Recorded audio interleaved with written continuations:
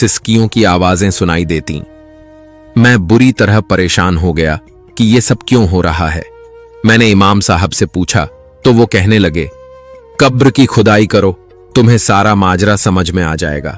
मगर जब मैंने कब्र की खुदाई की तो सामने का मंजर देखकर मैं बेहोश हो गया, क्योंकि कब्र में मेरी मां के साथ। दोस्तों, इस वाकया को मुकम्मल समझने के लिए वीडियो में आखिर तक जरूर रहिएगा, क्योंकि यह वाकया बड़ी सबक हासिल करने वाली है। मेरा नाम रशीद है और मैं एक छोटे से गांव में रहता हूं। मेरी मां जरीना माई गांव में एक जानी मानी शख्सियत की हैसियत रखती थीं, जिन्हें गांव के सभी लोग, बच्चे बड़े बूढ़े, सभी बहुत पसंद करते थे और उनकी बहुत इज्जत करते थे। मेरी मां गांव में अकेली पढ़ी लिखी औरत थीं, जो पहले इसी गांव के स्कूल में टीचर थीं। वो घर में बच्चों को मुफ्त में ट्यूशन पढ़ाती और दीन की तालीम भी दिया करती थीं। गांव के कितने ही बच्चे उनके शागिर्द की हैसियत से हमारे घर में आते जाते थे। मां की टीचर होने की वजह से बहुत इज्जत थी। मां की वजह से सब लोग मुझे भी बहुत पसंद करते और सर आंखों पर बिठाते थे। मैंने सारी जिंदगी अपनी मां को नेक नामी बटोरते हुए ही देखा था। उस समय मैं नई नई नौकरी पर लगा था, जब मां कहने लगी कि मैंने तुम्हारा रिश्ता तय कर दिया है। मां की बात सुनकर मैं शर्मा गया। मैंने पूछा, किसके साथ रिश्ता तय किया है? मां ने बताया कि इस गांव में एक बेवा औरत है जिसकी एक ही यतीम बच्ची है। मैंने इस बच्ची के साथ तुम्हारी शादी करने का फैसला कर लिया है। मां की बात पर मेरा सर फख्र से ऊंचा हो गया था। मां अगर चाहती तो वो किसी भी लड़की के साथ मेरी शादी करवा सकती थीं। उन्होंने गांव की एक गरीब यतीम कम खूबसूरत लड़की, जो कि गहरे सांवले रंग की थी, उसके साथ मेरी शादी तय कर दी थी।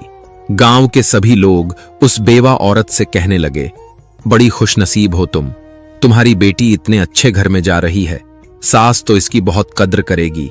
मेरी होने वाली सास बहुत कम बोलती थीं, अपने काम से काम रखती थीं और किसी के घर में भी बहुत कम आती जाती थीं। असल में उनसे जवानी में कुछ ऐसी गलतियां हुई थीं जिसकी वजह से गांव के लोग उन्हें पसंद नहीं करते थे। मैंने सुना था कि उनके जवानी के जमाने में गांव के कुछ लोगों के साथ गलत किस्म के ताल्लुकात थे, जिसकी वजह से सभी उन्हें शक की निगाह से देखते थे। वो जवानी में ही बेवा हो गई थीं और दोबारा किसी ने उनकी तरफ शादी के लिए हाथ नहीं बढ़ाया। उनके बारे में कुछ अफवाहें भी फैली हुई थीं। शायद ये वजह थी कि दोबारा शादी में रुकावटें आ रही थीं। शादी की पहली रात मैंने अपनी बीवी को अच्छे से समझा दिया था कि अगर तुम मेरी मां की इज्जत करोगी और उनके दिल में अपनी जगह बनाने की कोशिश करोगी, तभी मैं भी तुम्हें बीवी का दर्जा दूंगा। सारे गांव के लोग मेरी मां की बहुत इज्जत करते हैं और उनसे बहुत मोहब्बत से पेश आते हैं, और तुम्हें भी ये सब करना होगा। उसकी आंखों में नमी आ गई थी और उसने मेरी बातों पर सर झुका दिया था। यहां मैं ये समझा कि इस लड़की के साथ शादी करके मैंने तो एक तरह से इस पर एहसान किया है। एक तो न इसमें कोई काबिलियत थी, न इसकी शक्ल सूरत अच्छी थी। दूसरा, अपनी मां की वजह से वो भी बदनाम हो चुकी थी, और ऐसी लड़की के साथ फिर कौन इज्जत से पेश आता है। मां भी बात बात पर उसे अपना एहसान जताती कि मैं जो तुम्हें इज्जत से इस घर में लेकर आई हूं, खबरदार मेरे आगे जबान लद्दाई। तो एक दिन जब मैं घर आया तो मां की ये बातें सुनकर मैं हैरान रह गया। मैंने पूछा, मां क्या हुआ है, आप इतना गुस्से में क्यों हैं? मैंने अपनी मां को जिंदगी में कभी इतना गुस्से में नहीं देखा था। वो कहने लगी, तुम्हारी बीवी के मुंह में जबान आ गई है, मेरे साथ बदतमीजी कर रही थी, बस जुबानी कर रही थी। इसलिए मैंने उसे समझाया, इसे समझा दो कि ये इस घर में तभी रह सकती है अगर मेरे साथ बनाकर रखे। तब मैंने अपनी बीवी के मुंह पर एक जोरदार थप्पड़ मारा और कहा, यही है वो औरत जिसने तुम्हें नई जिंदगी दी है, वरना तुम इस छोटे से घर में कोई तुम्हें ब्याहने के लिए भी ना आता। मां के चेहरे पर इत्मीनान फैल गया था। उस रात मां ऐसे सुकून से सोई कि दोबारा कभी उठ न सकी। मैं बहुत रोया, मां क्या हुआ? आपको इतनी अचानक से आप मुझे छोड़कर चली गईं?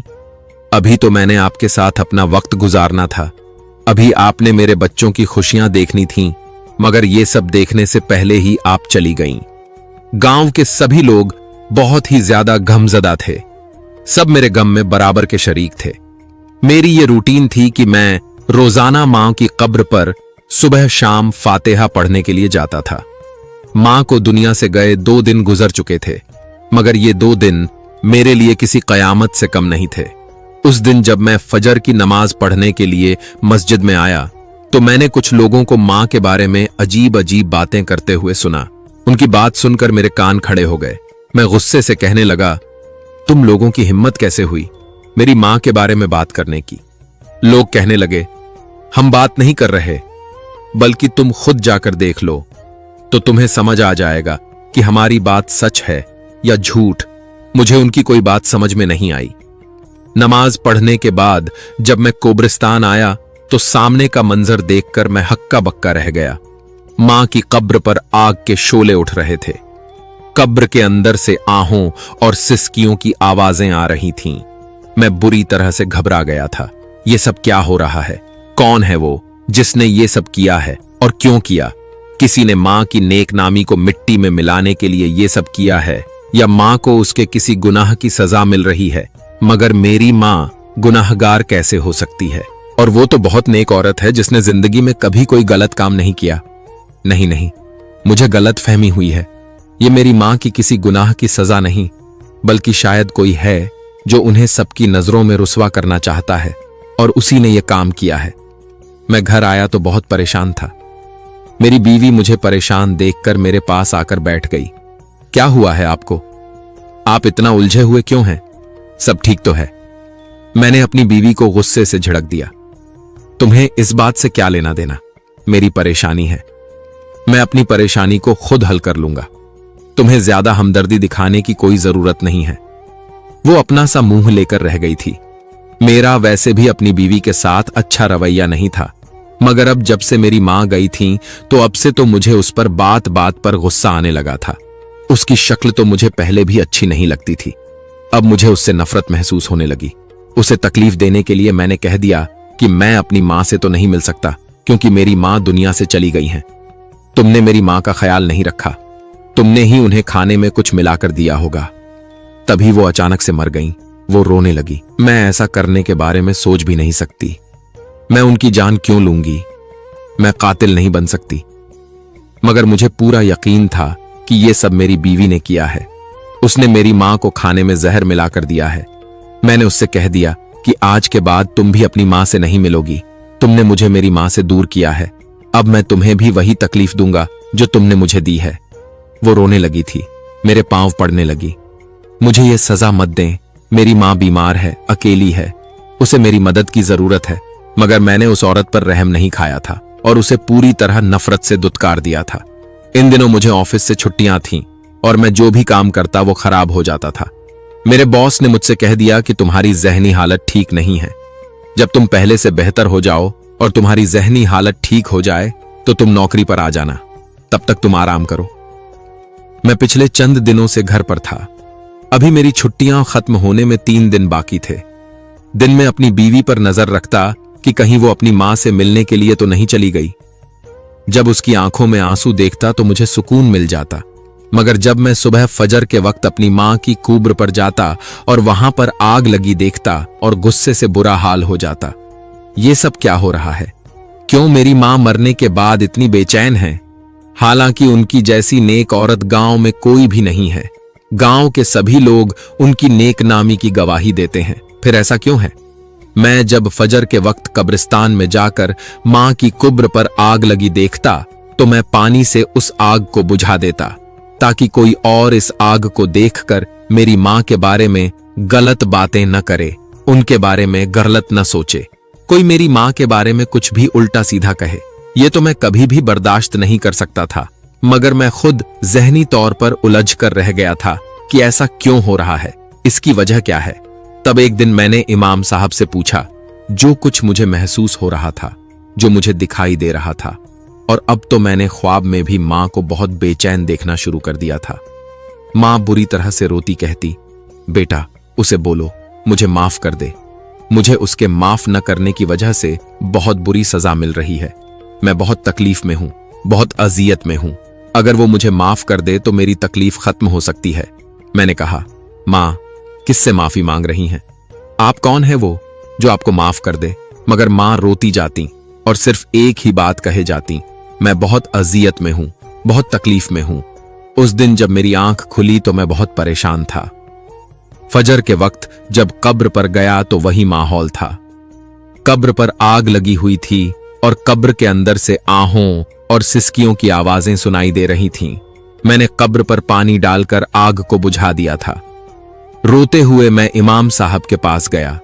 जब इमाम साहब अकेले हो गए तो मैंने सारी बात उन्हें बताई, अपने ख्वाब के बारे में और कब्र के देखे हुए हाल के बारे में।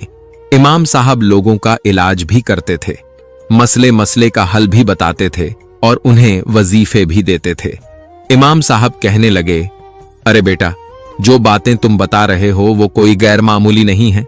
इतनी मेरी उम्र गुजर चुकी है, आज तक मैंने अपनी जिंदगी में ऐसा कोई वाकया नहीं सुना। मुझे लगता है कि तुम्हारी मां ने कोई छुपा हुआ गुनाह किया है, कोई ऐसा गुनाह जो सिर्फ उनके और अल्लाह के बीच में है, या फिर उन्होंने किसी इंसान के साथ बहुत बड़ी नाइंसाफी की है और ये माफी भी उसी इंसान से मांग रही हैं जिसके साथ उन्होंने जुल्म किया है, ज्यादती की है। ये हुकूक उल इबाद का ही मामला लग रहा है। अगर हुकूक उल अल्लाह का मामला होता तो अल्लाह अपने बंदों की जरा सी नेकी पर उनके सारे गुनाहों को माफ कर देता। तुम्हारी मां तो बहुत नेक थीं, अल्लाह वाली थीं, फिर उनके साथ ऐसा कैसे हो सकता है? तो तुम उनकी सहेलियों से, उनके सारे किरदारों से पूछो कि उन्होंने किसी के साथ कोई ज्यादती तो नहीं कर दी। मैं सोच में पड़ गया था कि मैं क्या करूं। कैसे मैं गांव की औरतों और लोगों से पूछूं कि मां ने उनके साथ कुछ बुरा किया है? लोग मेरी मां के बारे में क्या सोचेंगे? मां के मरने के बाद कोई उनके बारे में गलत बातें करे, ये तो मैं बर्दाश्त नहीं कर सकता था।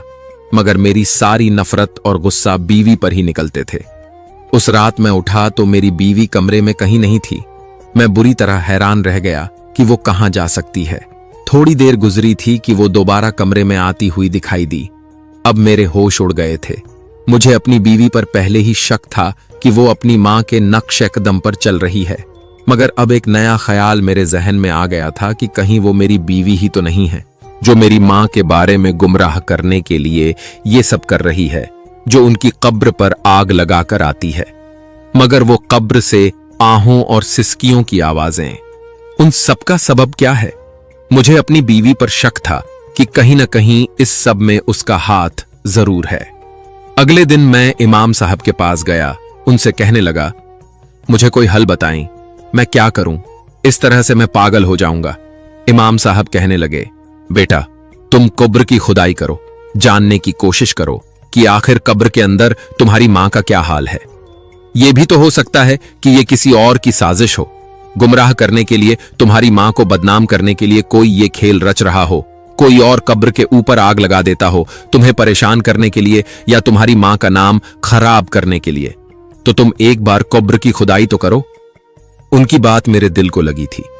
मैंने सोचा कि यकीनन ये सारा काम मेरी बीवी का ही है। एक बार मैं कब्र खोदकर इत्मीनान कर लूं तो उसके बाद मैं अपनी बीवी को देख लूंगा, उसे अच्छे से समझ लूंगा। मैंने फैसला कर लिया था कि आज रात को जब सब लोग अपने घरों में सुकून से सो रहे होंगे, जब कोई भी कब्रिस्तान में नहीं होगा, तब मैं जाकर खामोशी से कब्र की खुदाई करूंगा। आज रात का वक्त ये काम करने के लिए बहुत अच्छा था। मैं रात को अपनी बीवी के सोने का इंतजार कर रहा था। उसके सोने के बाद मैं एक छोटी सी कुदाल लेकर घर से बाहर निकलकर आ गया। मेरा रुख कब्रिस्तान की तरफ था। कब्र के पास पहुंचा तो कब्र की मिट्टी बिल्कुल परसुकून थी। आज न तो उस पर आग थी और न उसमें से आहों और सिसकियों की आवाजें आ रही थीं। मैंने खुडाल से कब्र से मिट्टी हटानी शुरू कर दी और फिर कब्र की खुदाई शुरू कर दी। मैं साथ इधर उधर भी देख रहा था कि कोई मेरी तरफ मुतवज्जह तो नहीं, कहीं मुझे कोई ये काम करता देख तो नहीं रहा, मगर वहां पर कोई नहीं था। जब मैं कब्र के अंदर जाकर देखा तो मेरे पांव के नीचे से जमीन निकल गई थी। जो कब्र का हाल था और जो कुछ मेरी मां की मैयत कह रही थी, जो उस पर अजाब मिल रहा था, उसे देखकर तो मुझ पर जैसे 7 आसमान टूट पड़े थे। मैं उस मंजर को बर्दाश्त न कर सका था। मैं वहीं पर बेहोश हो गया। थोड़ी देर के बाद जब मुझे होश आया तो कब्र का मंजर वही था। मैंने जल्दी से कब्र पर मिट्टी डाली और बाकी बचे कदमों से घर आया। मेरा सांस तेज चल रहा था। मेरी धड़कन बेतरतीब थी।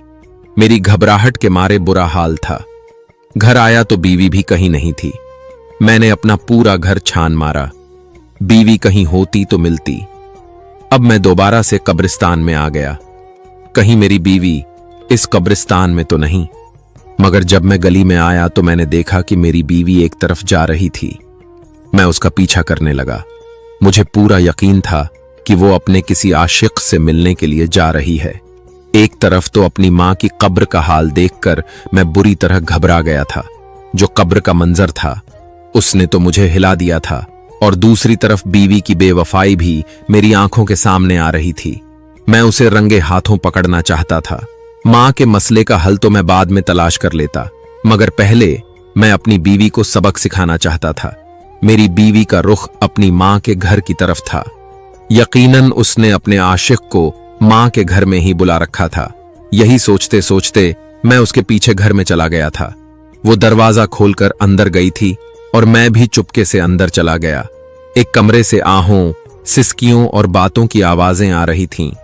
मैं भी वहीं पर आ गया और जो कुछ मैंने सुना उसे सुनकर मेरे पांव के नीचे से जैसे जमीन निकल गई थी। जो मंजर मैंने कब्र के अंदर देखा था वो मुझे फिर से याद आ गया था। अंदर से मुझे अपनी बीवी और उसकी मां की आवाजें सुनाई दे रही थीं। उन्हें सुनकर मेरा खून खौल उठा था।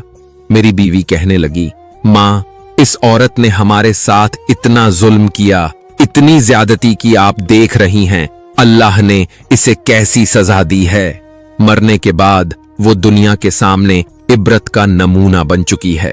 वो औरत जिसे सब लोग नेक औरत कहते थे, नेक नामी और अच्छी शोहरत के तौर पर वो जानी जाती थी, मगर अब मरने के बाद उसकी कब्र पर लगने वाली आग और अंदर से आने वाली आवाजों को सुनकर सभी लोग ये कहने पर मजबूर हो गए हैं कि वो औरत बहुत गुनहगार थी। उसने कोई ऐसा छुपा हुआ गुनाह जरूर किया है जो सिर्फ उसके और अल्लाह के दरमियान था, और अब उसके गुनाह का पर्दा चाक होने जा रहा है। मगर फिर भी मेरे शौहर को अभी तक इस बात का एहसास नहीं है। अभी भी वो मेरे साथ बहुत ज्यादती करते हैं, मेरा बहुत दिल तोड़ते हैं। यहां तक कि उन्होंने मुझे आपसे मिलने से भी मना कर रखा है। मां, मेरा बहुत दिल चाहता है आपके पास आने का, आपसे बात करने का, मगर क्या करूं कि मेरे शौहर मुझे आने नहीं देते। मेरी बीवी ये सब कहकर रोने लगी थी, जबकि मेरी सास कहने लगी, बेटा सब्र करो, सब्र का फल इंसान को जरूर मिलता है। आज नहीं तो कल हमें वो सब जरूर मिल जाएगा जो हमारा हक है, जो सिर्फ हमारा है। अल्लाह ने हमारा पर्दा रखना होगा। अगर हमारी इज्जत रखनी होगी तो हमारे खिलाफ कोई कितनी ही साजिशें क्यों न कर ले, अल्लाह हमें सुरखरू करेगा। तुम अपनी सास के लिए दुआए मगफिरत किया करो, अल्लाह तुम्हारे शौहर को सुकून दे। उनकी बातें सुनकर मैं हैरान हो रहा था। मां ने ऐसा कौन सा गुनाह किया है, ऐसी कौन सी ज्यादती की इन लोगों के साथ जिसे सिर्फ यही लोग वाकिफ हैं और मैं इस सबसे बेखबर हूं। तभी मेरी बीवी कहने लगी, मां, अगर वो कागजात हमारे पास वापस आ जाएं तो क्या हम दोबारा से घर हासिल कर सकते हैं? तब मुझे उन कागजात के बारे में ख्याल आया जो मैं अभी अपनी मां की कब्र में देकर आ रहा था, और वो कागजात मैं अपने साथ घर में लेकर आ गया था, और अभी तक कागजात मेरे हाथ में थे। मैंने उन्हें खोलकर देखा तो वो हमारे घर के कागजात थे। मेरी मां इन कागजात का बहुत ज्यादा ख्याल रखती थी, और मुझे याद है जब मेरी शादी हुई तो तब मेरी मां इन कागजात को हर वक्त अपने साथ ही रखने लगी थी। मैं पूछता तो कहती, अरे बेटा, मैं नहीं चाहती कि मेरे घर के कागजात किसी के हाथ लग जाएं। मैंने बहुत मेहनत से इस घर को बनाया है, एक एक ईंट, एक एक पत्थर मेरी मेहनत की गवाही है। तुम बहुत छोटे थे, तुम्हें कुछ भी नहीं याद कि ये घर मैंने कितनी मुश्किल से बनाया है, और अब मैं किसी और के हवाले नहीं कर सकती। अगर इसके कागजात किसी के हाथ लग गए तो ये घर हमारे हाथ से निकल जाएगा। तब मैं जोर से हंस पड़ता था। अरे मां, ये घर हमसे कोई भी नहीं छीन सकता। हमारी चीज भला हमसे कोई क्यों छीनेगा, और कैसे? मेरी मां जब फौत हुई थीं तब भी ये कागजात उनकी चारपाई पर पड़े थे, और न जाने कैसे ये उनके साथ कब्र में चले गए। मुझे इस बात का एहसास तक नहीं हो सका। शायद गुस्ल देने वाली औरत से गलती हो गई और उसने गलती से इन कागजात को भी अहदनामे के साथ उनके कफन में रख दिया होगा। इमाम साहब ने कहा था कि जब भी किसी मुर्दे को दफनाया जाए तो उसके सीने पर अहदनामा जरूर रखा जाए। हमारे गांव में कुछ लोग थे जो मैयत के साथ अहदनामा उसके कफन में रखकर दफन किया करते थे, और शायद वो अहदनामे के साथ गलती से मकान के कागजात भी चले गए। अब मैं उन कागजात को गौर से देख रहा था। मुझे लग रहा था कि कुछ तो है जो मेरी नजर से ओझल है, जो सामने होते हुए भी मैं समझ नहीं पा रहा। तब अंदर से आने वाली आवाजों को सुनकर मैं चौंका। मेरी सास कहने लगी, बेटा, तुमने इन कागजात का क्या करना है? वो सब कुछ वैसे भी अब तुम्हारा है। तुम्हारे शौहर का घर तो तुम्हारा ही हुआ ना। तुमने इन कागजात का क्या करना है? छोड़ो इसको और अपने शौहर की खिदमत करो। उसके दिल में अपनी मोहब्बत पैदा करने की कोशिश करो। बेटा, मत भूलो कि शौहर की मोहब्बत औरत के लिए जन्नत और दोज़ख का तय्युन करती है। जो कुछ तुम्हारी सास ने किया वो सब तुम मत करो। अब इसे और सुनना मेरे लिए मुमकिन नहीं था। मैं कमरे के अंदर चला गया। कहने लगा, आप लोगों का इन कागजात से क्या लेना देना, और आप मेरी मां के बारे में इस तरह से बातें कर रही हैं। मुझे देखकर मेरी बीवी के चेहरे का रंग बदल गया था। मेरी सास भी परेशान हो गई थी। अरे बेटा, तुम इस वक्त यहां आओ, बैठो। मगर मैं बैठने के बजाय उनके सामने जाकर तन कर खड़ा हो गया। मुझे लग रहा था कोई तो ऐसी बात है जो सिर्फ मेरी सास जानती हैं। उनकी आंखों में अजीब से रंग थे जिनमें दुख और पछतावे का रंग नुमाया था। जो बात भी है आप मुझे बताएं, मैं सच सुनना चाहता हूं। वो कहने लगी, बेटा, तुम्हें अपनी मां से बहुत मोहब्बत थी। मैं जानती हूं कि अभी भी तुम अपनी मां से उतनी ही मोहब्बत करते हो। तुम ये बात बर्दाश्त नहीं कर पाओगे। अपनी मां के खिलाफ सुनना, बर्दाश्त करना इतना आसान काम नहीं होता। मगर अब मैंने फैसला कर लिया था कि मैं सारी हकीकत जानकर ही कोई फैसला करूंगा। तो अब मेरी सास कहने लगी, अगर तुम सुनना चाहते हो, अगर जिद कर रहे हो तो सुनो। जब तुम्हारी मां शादी होकर इस घर में आई थी तो तब मैं तुम्हारे घर के साथ वाले घर में रहती थी। मैं तुम्हारे अब्बा की सगी चचाजाद हूं। उनकी बात सुनकर मेरा मुंह खुला का खुला रह गया था। आप सच कह रही हैं? वो कहने लगी, हां, मैं रिश्ते में तुम्हारी फूफी हूं, और ये जो घर जहां पे तुम लोग रह रहे हो, तुम्हारे दादा ने ये घर मेरे नाम किया था, क्योंकि ये घर मेरे बाप का था, इसलिए असूली तौर पर यह घर भी मेरा ही हुआ। मैं शादी होकर अपने ससुराल में चली गई तो ये घर मैंने तुम्हारे माँ बाप को रहने के लिए दे दिया था।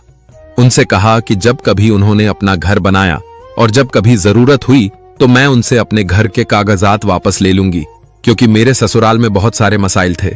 मेरी सास और नंदें वो मकान हथियाने के चक्कर में थीं, और मैं जानती थी कि अगर ये मकान उनके हाथ लग गया तो मुझे कभी वापस नहीं मिलेगा। एक दिन मैंने तुम्हारी मां से अपने इस मसले का जिक्र किया तो कहने लगी, ये कागजात मेरे नाम कर दो, तुम्हें मुझ पर एतबार होना चाहिए। मैं तुम्हारी जायदाद लेकर कहीं नहीं जाऊंगी, बल्कि ये घर तुम्हें वापस कर दूंगी। जब हम लोग अपना घर बना लेंगे तो चले जाएंगे। तुम्हारी मां पढ़ी लिखी औरत थी, मैं जाहिल अनपढ़। मैं उसकी बातों में आ गई और जिन जिन कागजात पर उसने अंगूठा लगाने को बोला, मैंने उन कागजात पर अंगूठा लगा दिया था। मैं नहीं जानती थी कि मैंने जिंदगी में कितनी बड़ी गलती कर दी है। मैंने अपने खेत जायदाद, वो घर सब तुम्हारी मां के नाम कर दिया था। 1 साल गुजरा था जब तुम्हारे अब्बू का इंतकाल हो गया। वो इकलौते गवाह थे, और फिर शैतान ने तुम्हारी मां को लालच के हवस में डाल दिया। उसने मुझे पूरे गांव में बदनाम कर दिया। लोगों में ये मशहूर कर दिया कि मेरा गांव के कुछ लोगों के साथ चक्कर चल रहा है। उन्होंने कुछ लोगों को पैसे देकर मेरे पीछे लगा दिया था, जो मेरा रास्ता रोकते, जो मुझे बदनाम करते, मुझ पर आवाजें कसते। मेरे शौहर का भी उन दिनों हार्ट अटैक से इंतकाल हो गया था। मेरी सास और नंदों ने मुझे घर से बाहर निकाल दिया। जब मैंने तुम्हारी मां से अपना घर वापस लेने का तकाजा किया तो उसने मुझे पूरे गांव में, वो पहले ही बदनाम मशहूर कर चुकी थी और अपनी नेक नामी से लोगों के दिलों में अपनी जगह बना चुकी थी। बेटा, मैं एक गुनहगार औरत नहीं हूं, न बदकिरदार हूं, न कभी अपने शौहर की अमानत में खयानत की है। मैं तो एक सीधी सादी अनपढ़ औरत हूं जो तुम्हारी मां की बातों में आकर फंस गई। अपने घर और जायदाद से हाथ धो बैठी, लोगों के घरों में काम करती रही, लोगों के बर्तन धोए, सफाइयां की, अपनी बेटी को पाला। मगर सितम देखो कि मेरी बेटी जो बेकसूर है, जिसकी कोई गलती नहीं है, उसे भी लोगों की बातें सुननी पड़ी। और तुम्हारी माँ के कहने पर ही मुझे तुमसे अपना रिश्ता पोशीदा रखना पड़ा। और क्योंकि तुम्हारी माँ ने मुझे धमकी दी थी कि अगर मैंने तुम्हें सच बता दिया तो मेरी बेटी को भी बदनाम कर देगी, जैसे उसने मुझे बदनाम किया, मेरी वजह से कोई मेरी बेटी का रिश्ता लेने पर भी तैयार नहीं था। ऐसे में अगर तुम्हारी माँ भी तुम्हारे साथ उसकी शादी न करती तो मैं कहां जाती। मेरी बेटी के लिए तो बड़ी उम्र के बूढ़े लोगों के रिश्ते आ रहे थे। अगर मैं उसकी शादी कर भी देती तो ये कभी खुश न रहती। मैं नहीं जानती कि तुम्हें मेरी बात पर यकीन है या नहीं, मगर अल्लाह गवाह है कि मुझसे कहा गया एक एक लफ्ज सच है। मैं फूट फूट कर रो पड़ा था। मुझे अपने कानों पर यकीन नहीं आ रहा था। ये सब सच है, मगर इन लोगों की आंखों से बहते आंसू और उनके चेहरे के तासुरात ये बताने के लिए काफी थे कि वो जो भी कह रही हैं वो सच है। मैंने अपनी फूफी से माफी मांगी और कागजात उनके हवाले कर दिए। ये घर आपका है, आपकी बेटी का है। अब मुझे सच पता चल चुका है, तो मैं आपके साथ नाइंसाफी नहीं करूंगा। आज तक मैंने जो भी किया वो गलतफहमी की बुनियाद पर किया। आप अपने दिल मेरी तरफ से साफ कर लें और मुझे माफ कर दें। इस जिंदगी में पहली बार मुझे सुकून महसूस हो रहा था।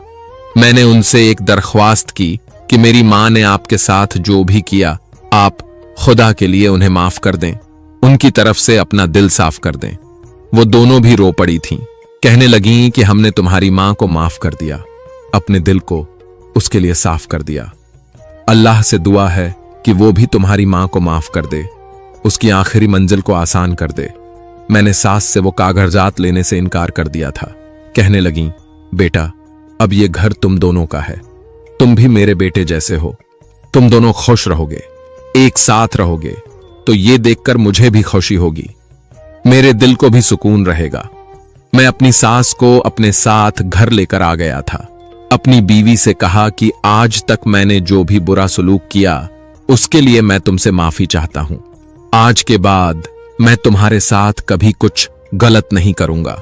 मैं रोजाना अपनी मां की कब्र पर जाकर फातिहा पढ़ा करता, उनकी मगफिरत के लिए दुआ करता। उस दिन मैंने ख्वाब देखा कि मेरी मां बहुत खुश हैं, मुस्कुरा रही हैं। कहने लगीं, बेटा जिंदगी में ही गुनाह किया था और उसका बोझ लेकर कब्र में चले गए। अल्लाह के सामने हाजिर हुई तो अंदाजा हुआ कि मैं कितनी बड़ी ज्यादती कर चुकी हूं। एक औरत की मेरे जैसे पूरी जिंदगी बर्बाद हो गई। मेरी वजह से वो खुशियों को तरस गई। अल्लाह मुझे माफ करे। वो आखिरी बार था जब मैंने मां को अपने ख्वाब में देखा था। उस दिन के बाद फिर मैंने दोबारा कभी अपनी मां को ख्वाब में नहीं देखा था।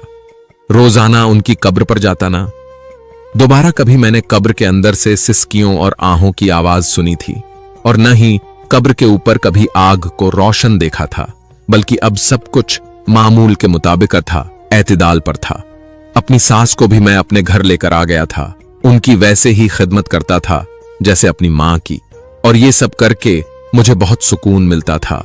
अल्लाह ने हर इंसान को कुछ हक दिए हैं, हमें दूसरों के हक का ख्याल रखना चाहिए, क्योंकि अगर हम ऐसा नहीं करेंगे तो हमें बहुत दुख और पछतावे का सामना करना पड़ सकता है। इस कहानी में भी यही हुआ। एक औरत ने अपनी नंद का हक छीन लिया, जिससे न सिर्फ ननद की जिंदगी बर्बाद हुई, बल्कि औरत को भी मरने के बाद सुकून नहीं मिला। किसी का हक मारना एक बहुत बड़ा गुनाह है। हक में सिर्फ जायदाद या पैसे नहीं आते, बल्कि इज्जत, प्यार और सुकून भी शामिल हैं।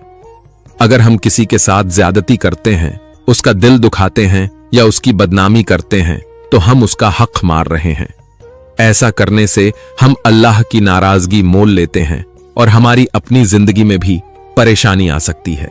इस कहानी से हमें यह भी सबक मिलता है कि हमें अपने गुनाहों का